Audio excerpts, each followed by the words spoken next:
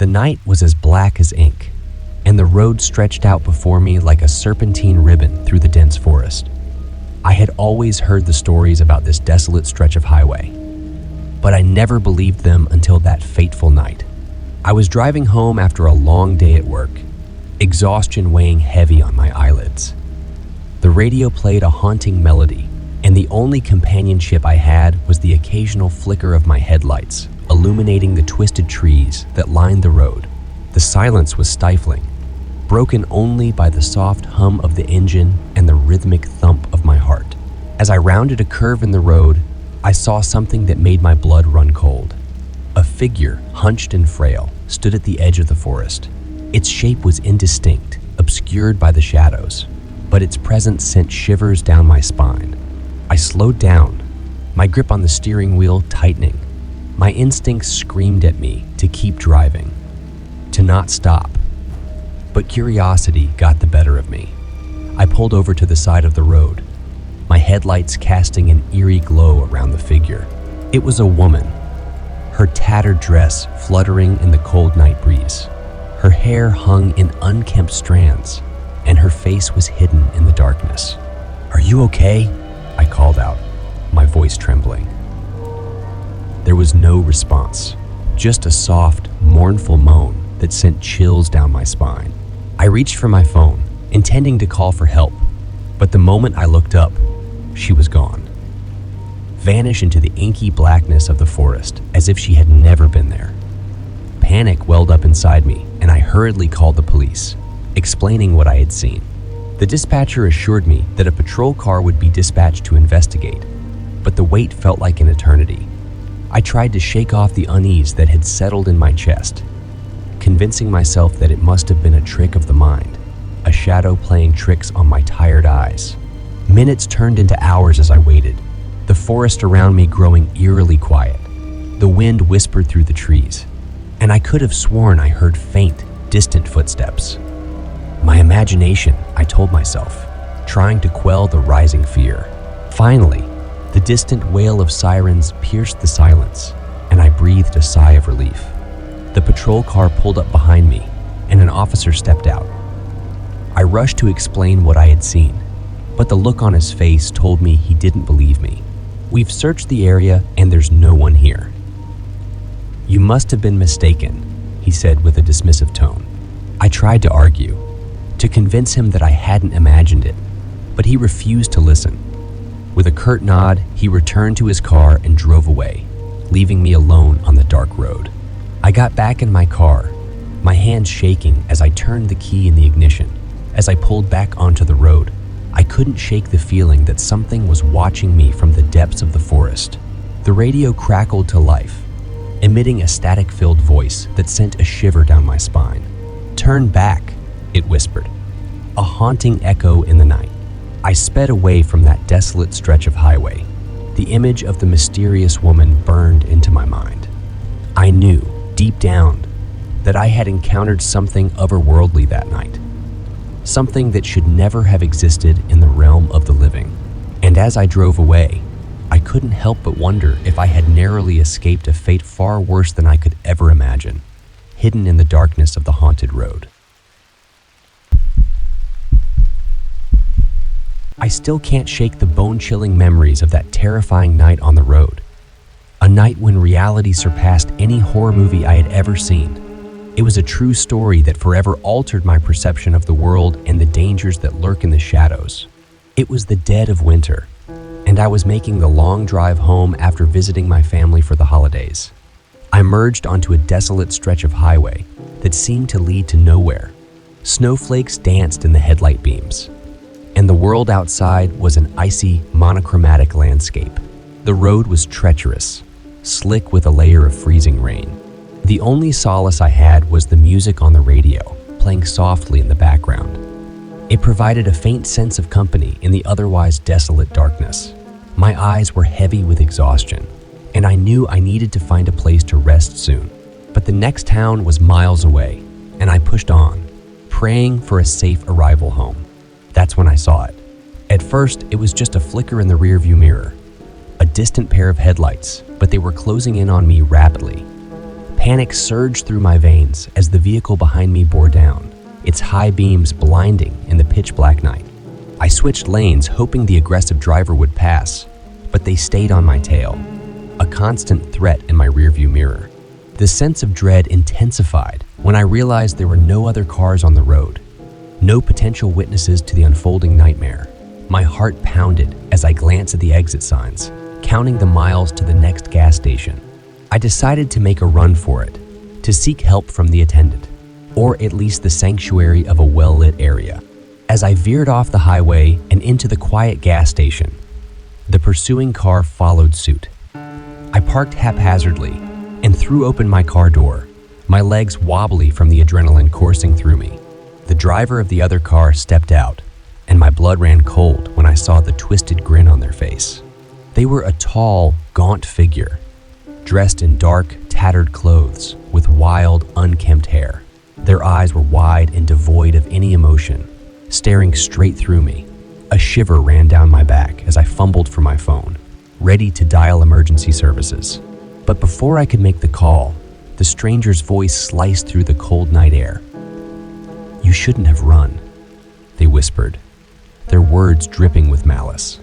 That's when I noticed the glint of a knife in their hand. Panic surged once more, and I sprinted toward the gas station's convenience store, my heart pounding louder than ever. I burst through the door, shouting for help, and the store clerk quickly dialed the police. The stranger didn't follow me into the store. Instead, they vanished into the night as quickly as they had appeared, leaving behind a lingering sense of dread and disbelief.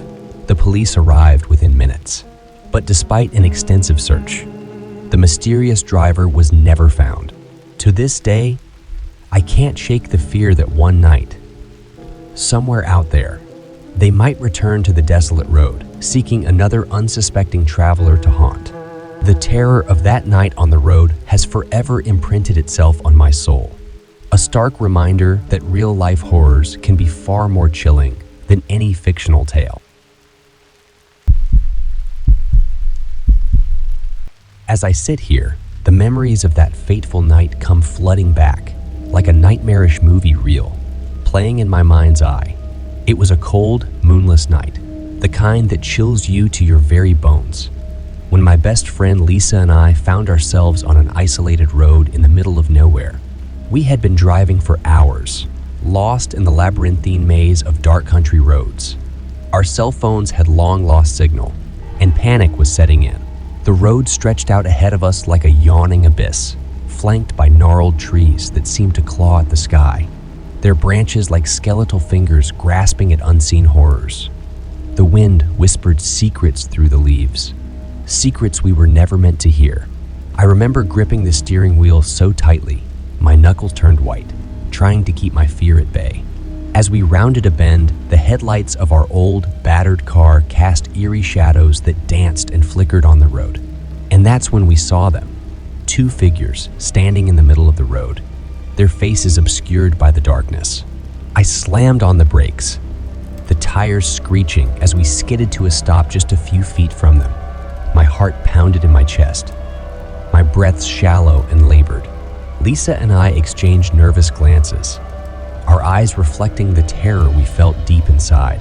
Something about those figures sent shivers down our spines, a foreboding sensation that this encounter was anything but ordinary. And then, as if on cue, they slowly began to move toward us. Their footsteps were slow and deliberate, each one echoing ominously in the stillness of the night. As they drew nearer, the dim glow of the car's headlights finally revealed their grotesque features. The first figure was a man, his face etched with deep lines, and his eyes devoid of any humanity. His lips curled into a sinister grin that sent a cold chill down my spine. Beside him stood a woman, her hair matted and tangled, her clothes in tatters.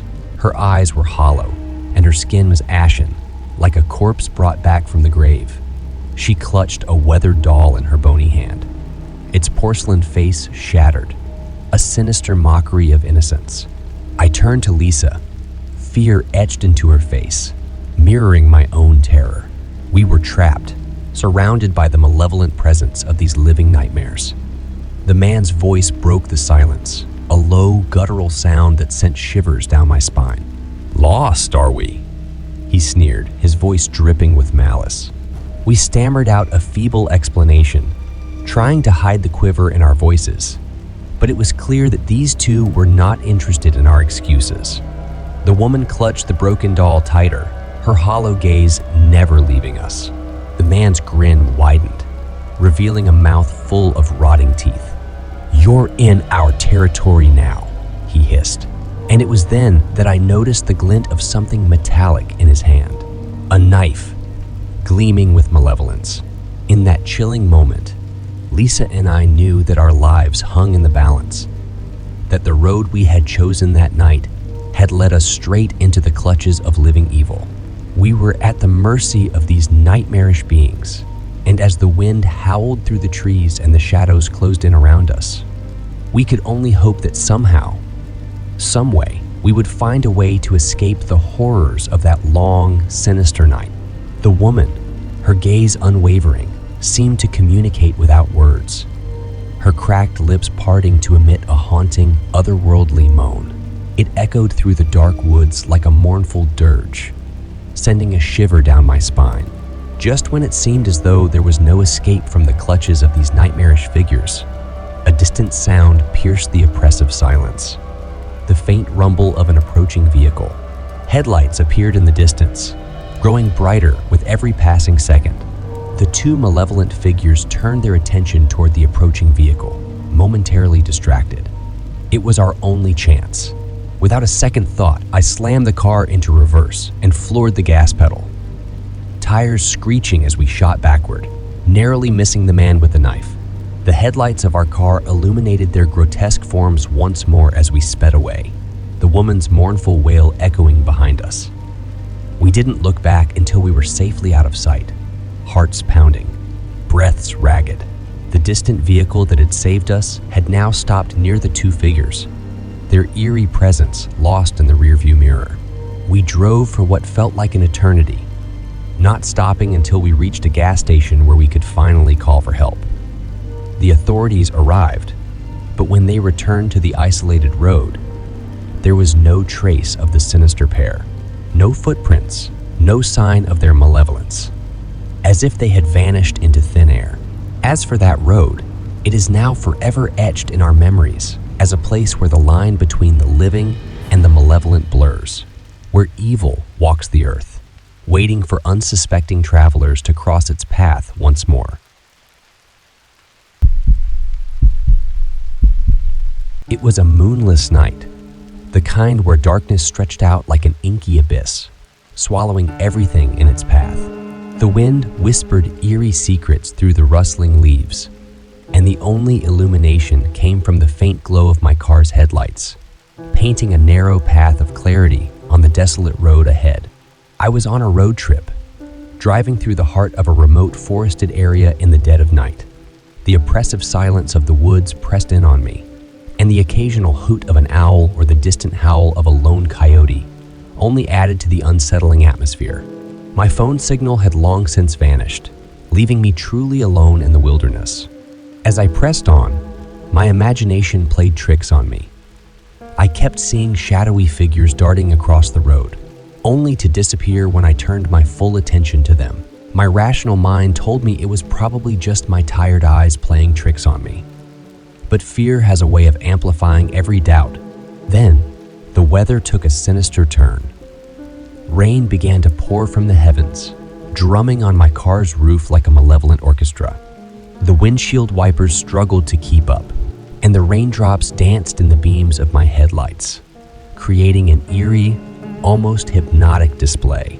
Suddenly, something appeared in the middle of the road ahead. Panic surged through my veins as I slammed on the brakes, tires screeching in protest. The figure, cloaked in a tattered and soaked shroud, stood motionless. It was a woman, her hair clinging to her face, and her eyes were vacant, staring straight through my windshield. I had a choice to make: help her or flee, but something about her presence in this remote, pitch black forest sent chills down my spine.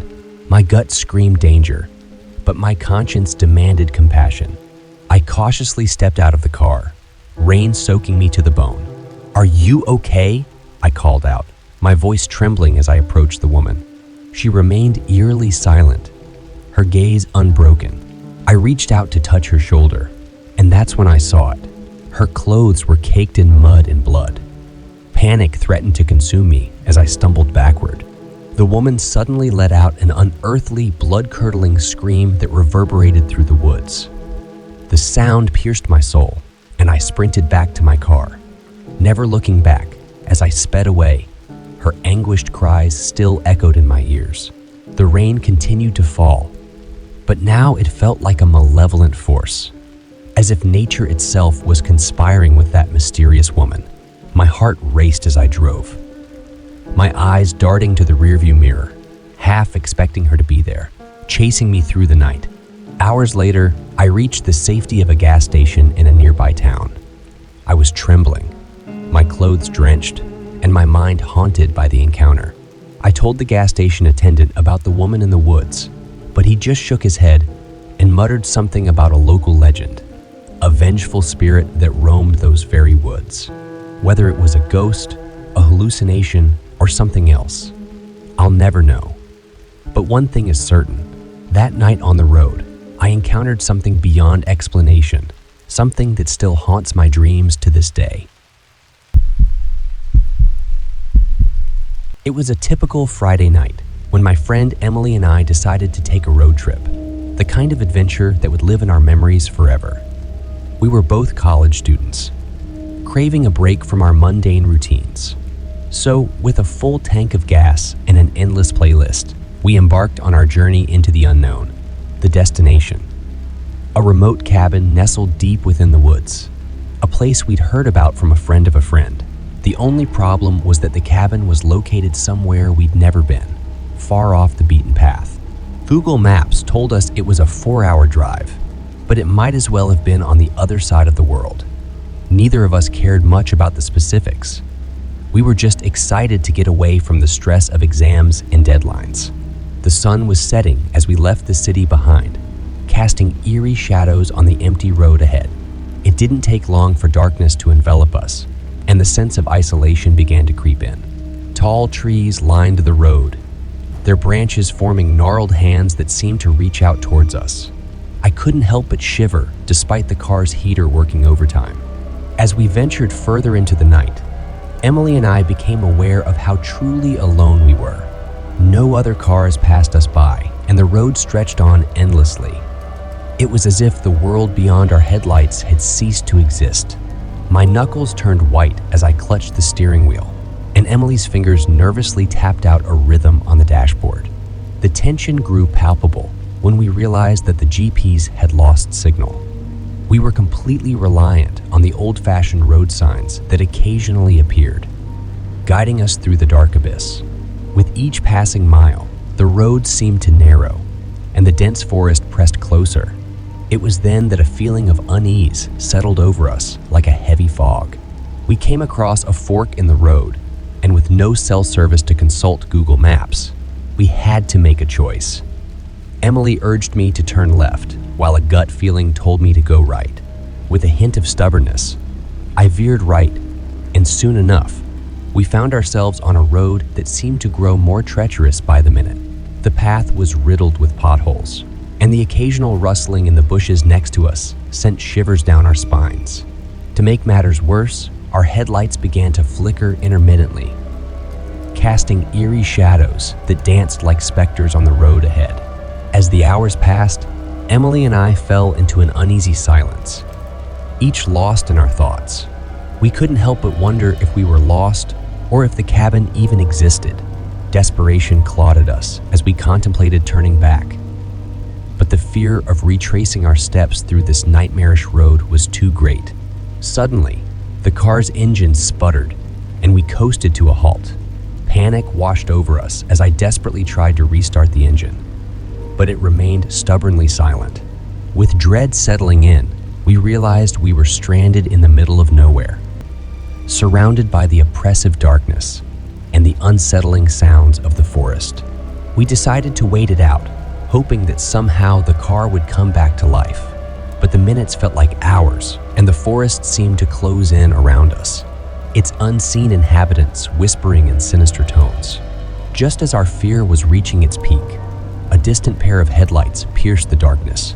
Relief flooded through us as a tow truck pulled up. Driven by a grizzled old man who had no business being on this forsaken road at this hour.